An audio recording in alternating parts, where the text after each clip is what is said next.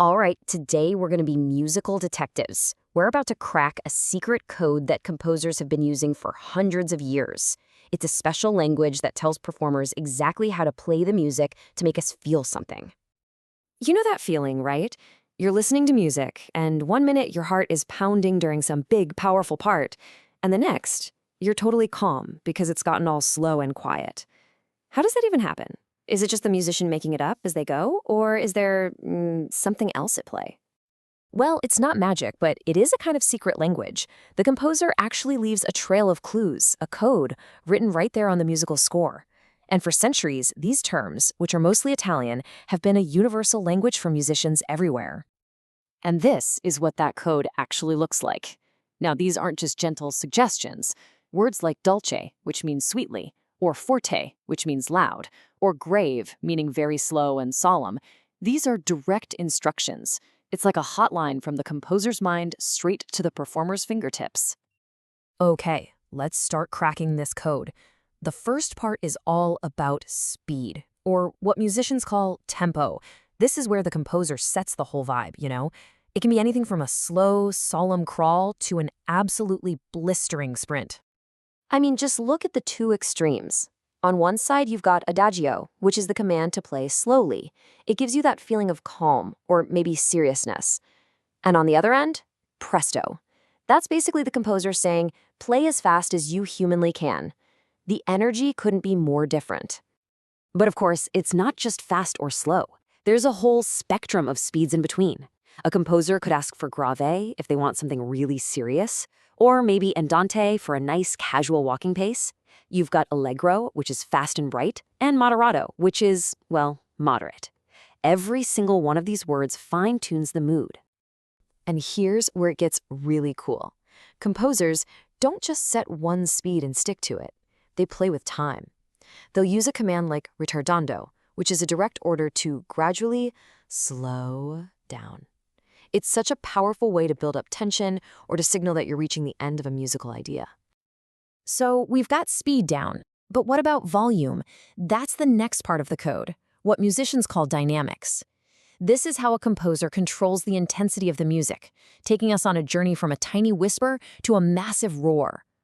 The two most basic words for volume you'll ever see are piano, which simply means quiet, and forte, which means loud. You can think of these as the north and south poles of the volume map, but obviously there's a whole lot of room in between. And this is where all the nuance comes in. If a composer wants something really quiet, they write pianissimo. If they want it super loud, it's fortissimo.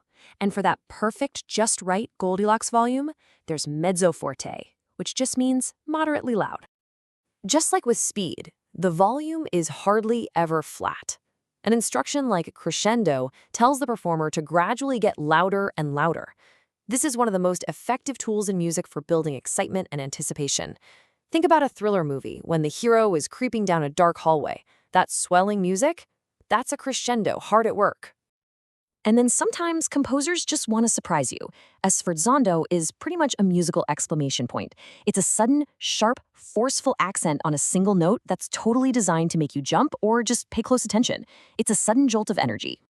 Okay, now for the last, and maybe the most important piece of the code, the language of feeling.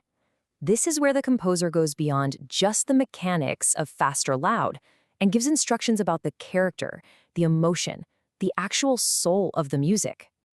Take a word like dolce. It means sweetly.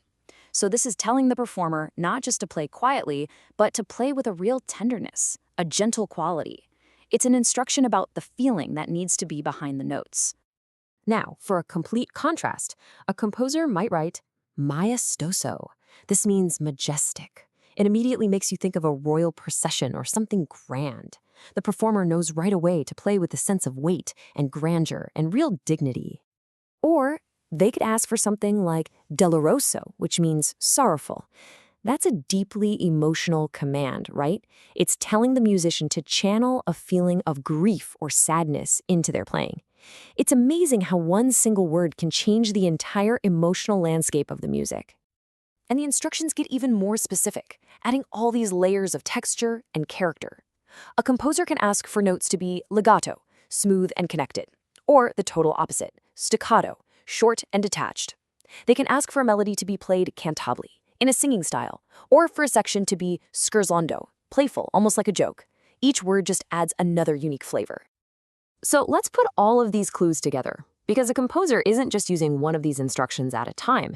They're combining them to create a super detailed recipe for the performer to follow. When you really think about it, it all boils down to this simple but incredibly powerful formula. A composer combines instructions for speed with instructions for volume, and then they layer on top all the instructions for feeling. And what you get is music with all of its emotional richness. And that's the real key here. These aren't just dusty old words in a textbook. They're a direct line of communication, a blueprint for emotion that travels from the composer across hundreds of years. They make sure the music we hear today is just as passionate or gentle or fierce as it was always meant to be. And now, you're in on the secret. You know the code. You understand the language composers use to guide our emotions, to tell stories without any words, and to make us feel everything from pure joy to deep, deep sorrow. So the next time you're listening to music, doesn't matter if it's classical or a film score, listen for the code. Can you hear a crescendo building the tension? Can you feel the dolce in a tender melody? Now that you're in on the secret, what are you going to listen for?